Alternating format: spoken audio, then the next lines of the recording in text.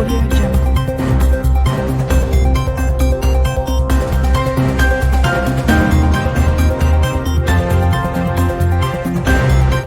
வணக்கம். தமிழன் செய்தி களம்.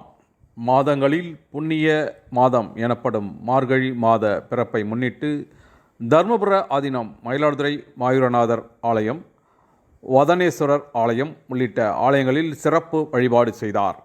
தமிழ் மாதங்களில் தனுர் மாதம் எனப்படும் மார்கழி மாதம் மிகவும் புண்ணிய கால மாதமாக கருதப்படுகிறது. இந்த மாதத்தில் தேவர்கள் கண்விழிக்கும் நாளாக புராணங்கள் தெரிவிக்கின்றன. மார்கழி மாதத்தில் ஆலய தரிசனம் செய்வது சிறப்பான ஒன்றாக கருதப்படுகிறது.